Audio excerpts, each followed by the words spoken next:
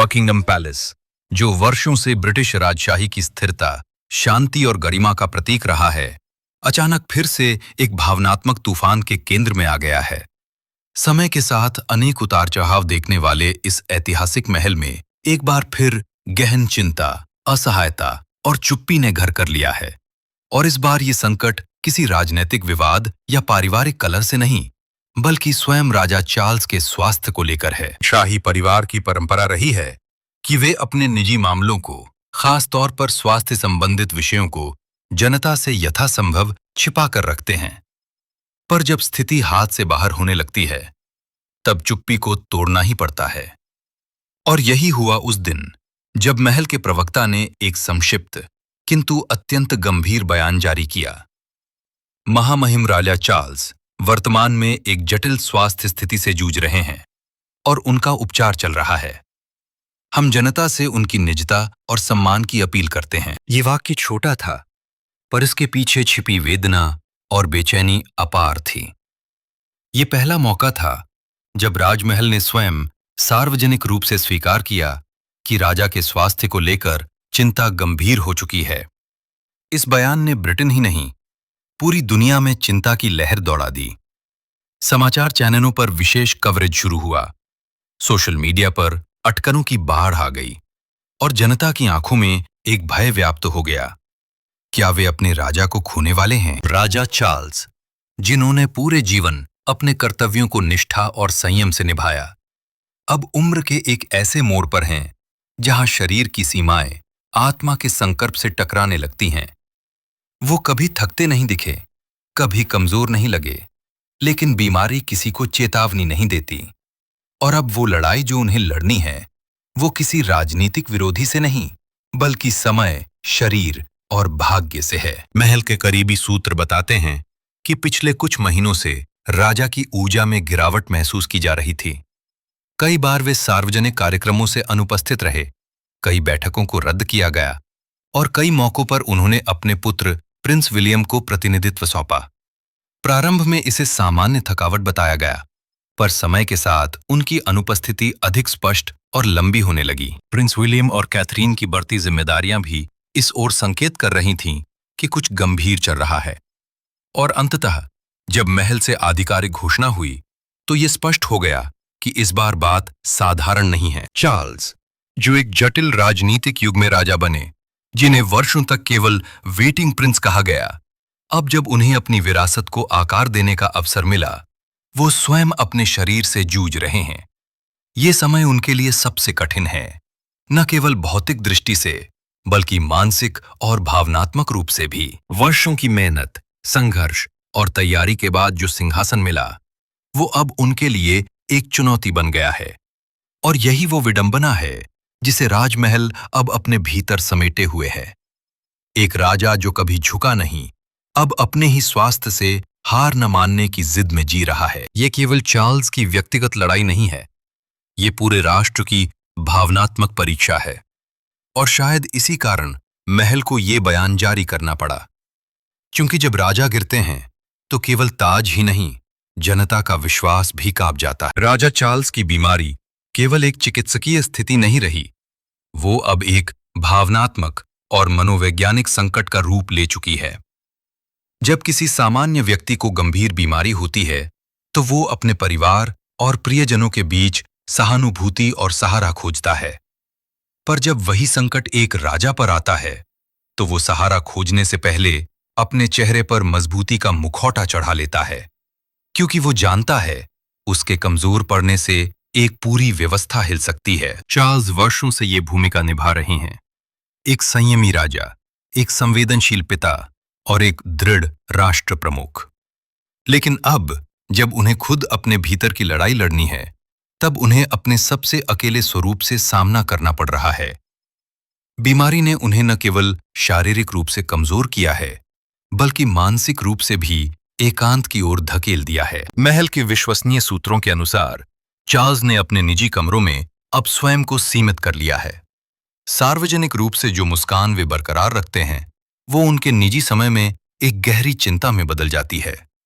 उनकी दिनचर्या अब दवाओं, डॉक्टरी जांचों और सीमित संवादों के इर्द गिर्द घूमती है। उनके सबसे करीबी सहायक ने बताया कि हाल ही में चार्ल्स ने कहा, मैंने जीवन भर लोगों की उम्मीदों को पूरा करने की कोशिश की, पर अब मैं खुद से लड़ रहा हूं और कोई नहीं जानता ये कितना कठिन है।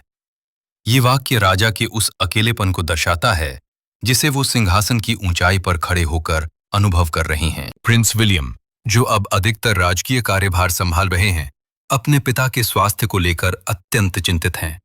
उन्होंने कई बार महल के वरिष्ठ कर्मचारियों से ये अनुरोध किया है कि किसी भी प्रकार का दबाव राजा पर न डाला जाए। वहीं कैमिला, जो वर्षों से चार्ल्स की संगिनी रहीं, उनके साथ हर क्षण मौजूद हैं, लेकिन कई बार बीमारी ऐसे हालात पैदा कर देती है जहां सबसे करीब भी बहुत दूर लगने लगते हैं। इस समय चार्ल्स को जिन चीजों की सबसे ज्यादा जरूरत है, उनमें एक है सुनने वाला कोई, एक ऐसा व्यक्ति जो उन्हें राजा की तरह नहीं बल्कि एक इंसान की तरह देखे, क्योंकि उनके भीतर भी वो सभी भावनाएं हैं जो आम लोगों में होती हैं। डर, आशंका, पीड़ा और अकेलापन। कई पुराने संस्मरण बताते हैं कि चार्ल्स हमेशा से एक भावनात्मक व्यक्ति रहे हैं। उन्होंने कला, पर्यावरण और मानवाधिकारों पर जितना ध्यान दिया, वो उनके भीतर की संवेदनशीलता को दर्शाता है। पर ये वही संवेदनशीलता अब उनके लिए मानसिक थकावट बनती जा रही है।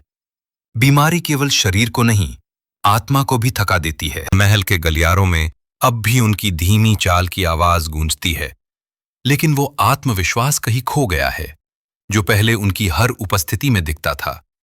वो जो पहले देश के लिए योजनाएं बनाते थे, अब हर दिन को जीतने की योजना बना रहे हैं। राजा चार्ल्स की ये लड़ाई अब व्यक्तिगत नहीं रही, ये एक प्रतीक बन चुकी है। वो प्रतीक जो ये दिखाता है कि चाहे आप कितने भी शक्तिशाली क्यों ना हों, बीमारी सबको एक जैसा बना देती है, और एक राजा भी अपने सबसे नाजुक क्षणों में उतना ही इंसान होता है जितना कोई और। राजा चार्ल्स अब अपने जीवन की उस अवस्था में प्रवेश कर चुके हैं जहां उम्र एक संख्यात्मक तथ्य नहीं बल्कि एक जीवित यथार्थ बन जाती है। ये वो समय होता है जब शरीर धीरे धीरे सीमाएं तय करने लगता है, जब मन बार बार अतीत की ओर लौटने लगता है और जब भविष्य की योजनाएं छोटी छोटी इच्छाओं में सिमट जाती हैं। राजा के लिए ये समय और भी कठिन है, क्योंकि उनकी हर इच्छा, हर कमजोरी और हर कदम को दुनिया देख रही है। चार्ल्स की उम्र अब 70 पार कर चुकी है। ये वो पड़ाव है जहां एक व्यक्ति आत्ममंथन करता है। वो सोचता है कि उसने जीवन में क्या पाया, क्या खोया, और अब उसके पास कितना समय शेष है। पर चार्ल्स के लिए ये आत्ममंथन एक भावनात्मक पीड़ा बन चुका है।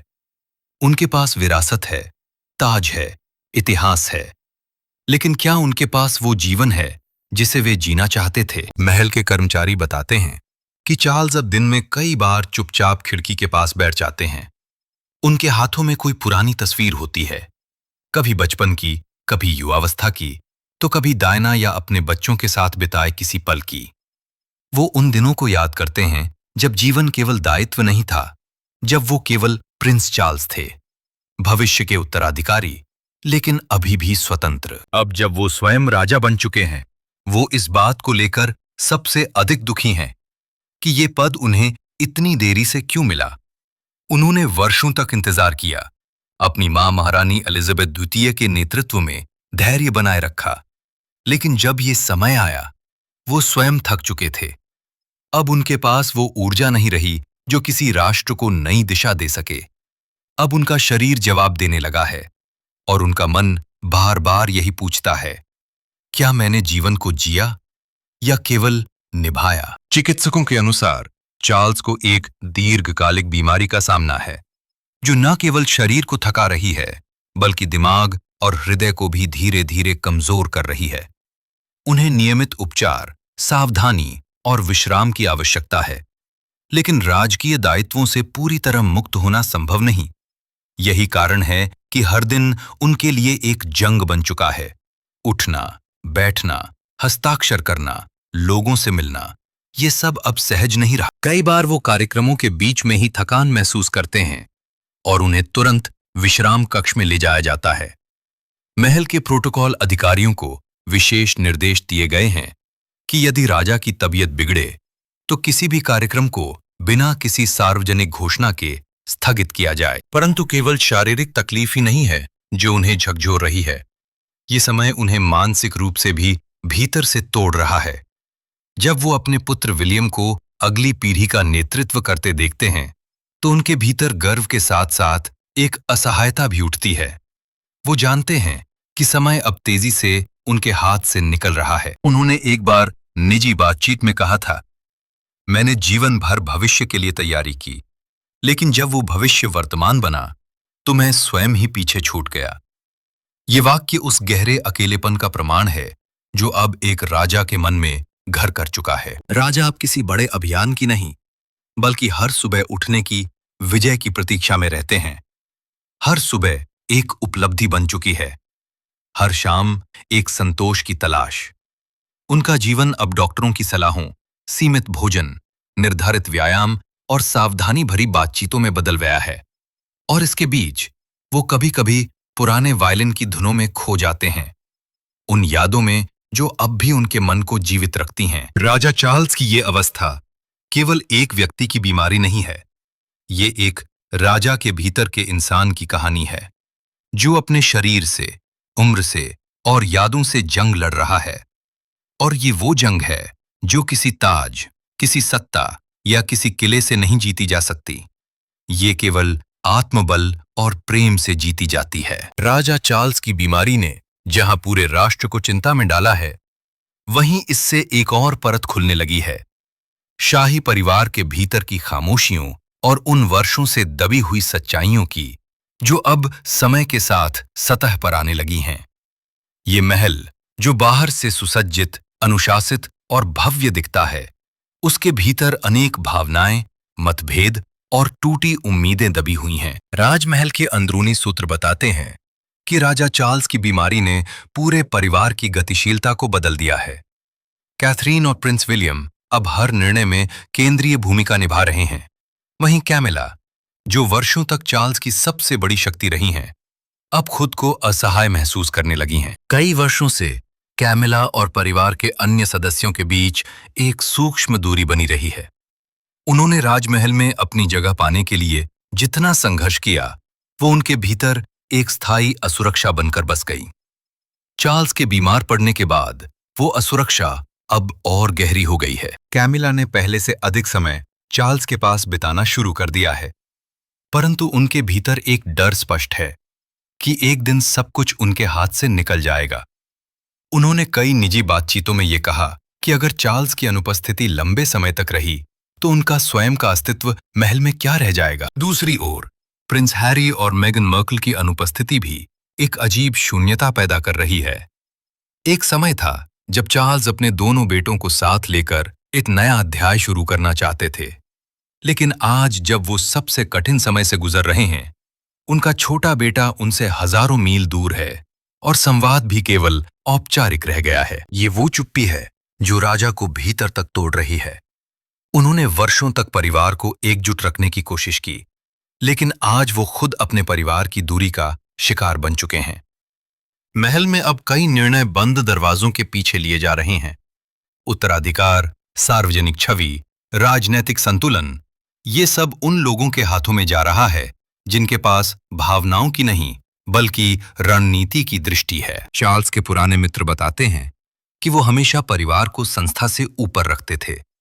उन्होंने अपने बेटों को हमेशा स्वतंत्रता दी, अपनी पत्नी को समर्थन दिया और कभी भी सत्ता को रिश्तों पर हावी नहीं होने दिया।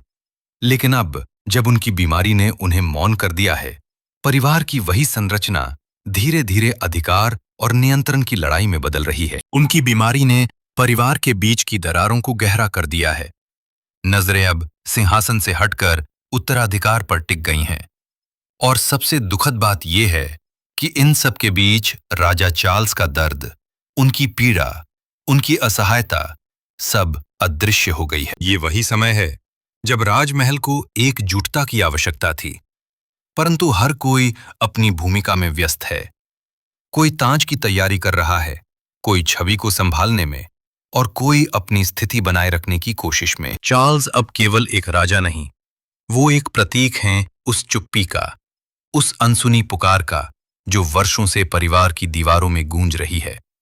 और उनकी बीमारी ने इस पुकार को और अधिक स्पष्ट कर दिया है। राजा चार्ल्स का जीवन सदैव एक भावनात्मक यात्रा रहा है। बचपन से लेकर युवावस्था, विवाह से लेकर दूसरी शादी तक, और अब राजा बनने के बाद ये बीमारी। हर मोड़ पर उनके साथ उम्मीदें भी जुड़ी रहीं और निराशाएं भी। अब जब उनका शरीर कमजोर पड़ चुका है और मन थका हुआ है, वो एक बार फिर उसी भावना की ओर लौट रहे हैं जिसे उन्होंने वर्षों पहले खो दिया था। प्रेम की तलाश। प्रेम जो केवल संबंधों में नहीं बल्कि समझदारी, अपनापन और सच्चे साथ में मिलता है। और चार्ल्स को अब महसूस हो रहा है कि सत्ता, सम्मान और विरासत के बीच ये प्रेम कहीं पीछे छूट गया है। कैमिला उनके साथ हैं, हर क्षण, हर उपचार, हर चिंता में। लेकिन चार्ल्स अब अक्सर चुप रहते हैं। उनकी आंखों में कुछ अधूरी कहानियां बस गई हैं। ऐसा लगता है जैसे वो अब किसी से कुछ कहना चाहते हैं, पर शब्द नहीं मिलते। कई रातें वो अकेले बिताते हैं, पुराने पत्र पढ़ते हुए, डायना की तस्वीर देखते हुए, या फिर उन किताबों के साथ जिनमें वो अपने विचार लिखते थे। उन्होंने कभी अपने दिल की पूरी बात नहीं कही, न डायना से, न कैमिला से, न अपने बेटों से।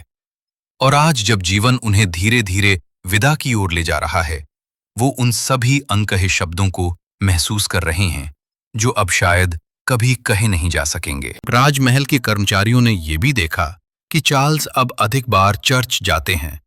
वो ईश्वर से बात करते हैं, कभी आंखें बंद करके, कभी मौन रहकर। ये एक आत्मा की उस अंतिम कोशिश का संकेत है जहां वो अपने आप से शांति चाहता है। चार्ल्स के पास अब ताज तो है, पर समय नहीं। उनके पास महल तो है, पर परिवार नहीं। उनके पास पद है, पर अब प्रेम नहीं। ये वही क्षण है जब एक राजा एक इंसान में बदल जाता है, जब उसके लिए सबसे मूल्यवान चीज सत्ता नहीं बल्कि एक सच्चा आलिंगन बन जाता है।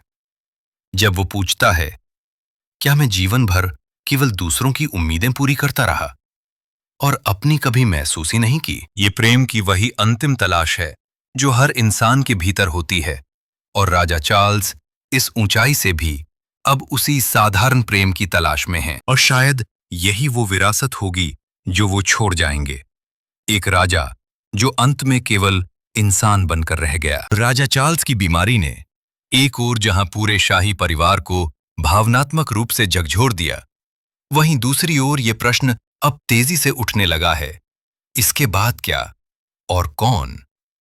उत्तराधिकार का विषय राजतंत्र में कोई नया नहीं, लेकिन जब वर्तमान राजा बीमारी से जूझ रहा हो, जब उसकी सार्वजनिक गतिविधियां सीमित हो गई हों और जब महल के गलियारों में भविष्य को लेकर चर्चाएं होने लगें, तब ये विषय संवेदनशीलता से परे एक राजनीतिक और पारिवारिक द्वंद्व बन जाता है। चार्ल्स स्वयं भी इस प्रश्न से अछूते नहीं हैं।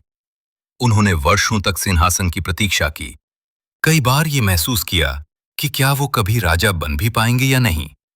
और अब जब वो हैं, वो खुद अनुभव कर रहे हैं कि सिंहासन पर बैठने का अर्थ केवल ताज पहनना नहीं, बल्कि समय के सामने झुक जाना भी है। प्रिंस विलियम, वर्षों से तैयार हो रहे उत्तराधिकारी, अब अधिक सक्रिय भूमिका में हैं। उन्होंने कई महत्वपूर्ण कार्यक्रमों में राजा का प्रतिनिधित्व किया है, विभिन्न राष्ट्रों के नेताओं से मुलाकातें की हैं और राष्ट्र के भीतर अपनी छवि को नई दिशा दी है। जनता उन्हें भविष्य का राजा मान चुकी है। मीडिया उन्हें स्थिरता और आधुनिकता के संतुलन के रूप में देखता है। परंतु इस क्रम में एक प्रश्न बार बार उठता है, क्या चार्ल्स को अब विलियम को पूर्ण जिम्मेदारी सौंप देनी चाहिए?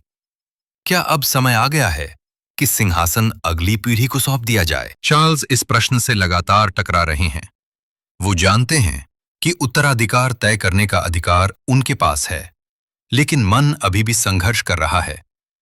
एक ओर वो अपने बेटे पर गर्व महसूस करते हैं, वहीं दूसरी ओर उनके भीतर का राजा ये स्वीकार करने के लिए तैयार नहीं कि समय उनके हाथ से फिसल रहा है। महल के भीतर सलाहकार अब स्पष्ट दो हिस्सों में बंट चुके हैं।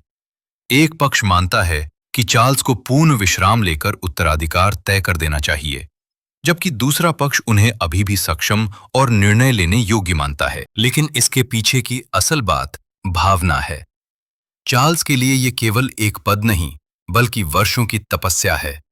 क्या वो इसे इतनी जल्दी छोड़ सकते हैं? और फिर क्या कैमिला तैयार हैं इस बदलाव के लिए? ये भी एक बड़ा प्रश्न है। कैमिला जानती हैं कि यदि विलियम राजा बने तो कैथरीन स्वतः ही रानी बनेंगी और ये स्थिति कैमिला की भूमिका को बदल देगी। राजमहल के गलियारों में अब नए कदमों की आवाज है जो किसी नई पीढ़ी के आने की आहट दे रही है। पर यह आहट चार्ल्स के दिल में एक शून्यता भर रही है। वो अब हर दिन अपने कक्ष में उन कागजों को देखते हैं जिन पर निर्णय लेना है, उत्तराधिकार से जुड़ा अंतिम दस्तावेज, पर उनके हाथ हर बार रुक जाते हैं। ये केवल कागज नहीं, ये उनके जीवन के स्वप्नों और संघर्षों का अंतिम प्रतिबिंब है। और यही कारण है कि निर्णय अब भी लंबित है, क्योंकि राजा अभी पूरी तरह जाने के लिए तैयार नहीं। लेकिन भविष्य अपनी दस्तक दे रहा है और जल्द ही दरवाजा खुलना ही है। हर राजा की कहानी एक दिन समाप्त होती है, चाहे वो किसी महान युद्ध के बाद हो या किसी बीमारी के साथ एक लंबी लड़ाई के बाद। राजा चार्ल्स की कहानी अब उस अंतिम अध्याय की ओर बढ़ रही है जहां वो अपने भीतर की पीड़ा, शाही जिम्मेदारियों और रिश्तों की उलझनों को समेटकर एक विरासत छोड़ जाने वाले हैं। लेकिन सवाल ये है, उनकी विरासत क्या होगी? क्या वो एक ऐसे राजा के रूप में याद किए जाएंगे जो वर्षों की प्रतीक्षा के बाद भी अपने सपनों को पूरा नहीं कर पाए, या फिर एक ऐसे राजा के रूप में जिन्हें समय ने कम देरी दी लेकिन उनके भीतर की गरिमा और धैर्य अमर रहे? चार्ल्स की सबसे बड़ी विरासत उनकी मानवीयता है। उन्होंने कभी भी केवल शासक बनने की कोशिश नहीं की। वो एक पुत्र, एक पति, एक पिता और सबसे बढ़कर एक संवेदनशील मानव बने रहना चाहते थे। उन्होंने पर्यावरण संरक्षण से लेकर पारंपरिक कला तक समाज के हर वर्ग से संवाद किया। उन्होंने आधुनिकता को अपनाया लेकिन परंपराओं को छोड़ा नहीं। उनकी सबसे बड़ी उपलब्धि शायद यही रही। वो एक राजा थे जो जनता के बीच खड़े होकर मुस्कुरा सकते थे, रो सकते थे और अपनी भावनाओं को छिपाते नहीं थे। जब अंतिम समय निकट आया तो चार्ल्स ने एक भावनात्मक बैठक बुलाई। इसमें कैमिला, विलियम, कैथरीन और उनके कुछ विश्वस्त सलाहकार उपस्थित थे। उन्होंने न तो कोई औपचारिक घोषणा की, न ही कोई भाषण दिया। बस एक सरल वाक्य कहा, अब समय आ गया है कि मैं आराम करूं और आप सब आगे बढ़ें। ये वाक्य केवल एक आत्मसमर्पण नहीं था, ये एक राजा की शांति की घोषणा थी। इसके कुछ ही दिनों बाद बकिंगम पैलेस की ओर से एक और बयान जारी हुआ। राजा चार्ल्स अब सभी शाही दायित्वों से अवकाश ले रहे हैं। भविष्य में शाही प्रतिनिधित्व प्रिंस विलियम करेंगे। ये क्षण पूरे ब्रिटेन के लिए भावनात्मक था। हर आंख नम थी, हर दिल भारी। लोग सड़कों पर खड़े होकर मोमबत्तियां जलाने लगे, चर्चों में प्रार्थनाएं होने लगीं और देश के कोने कोने से एक ही संदेश आने लगा, thank you king Charles. Charles अब भी जीवित हैं, पर अब एक राजा नहीं। वो अब एक साधारण मानव की तरह जीना चाहते हैं। संगीत सुनना, पेड़ पौधों के बीच समय बिताना, पुरानी किताबें पढ़ना और सबसे जरूरी, अपने परिवार से वो प्यार पाना जो शायद जीवन की भागदौड़ में छूट गया था। कैमिला अब उनके साथ एक साथी की तरह है, ताज के बिना, मंच के बिना, केवल दो लोगों के बीच की खामोश समझ के साथ। विलियम और कैथरीन ने एक नए युग की शुरुआत की है और चार्ल्स की विरासत अब उनके कार्यों में जीवित है। एक युग समाप्त हुआ, गरिमा, धैर्य और मानवीयता का युग। और ये अंत किसी त्रासदी का नहीं, बल्कि एक संतुलित, गरिमामयी विदाई का प्रतीक बन गया। क्योंकि असली राजा वो होता है जो अंत में सिर्फ मनुष्य बनकर अमर हो जाए।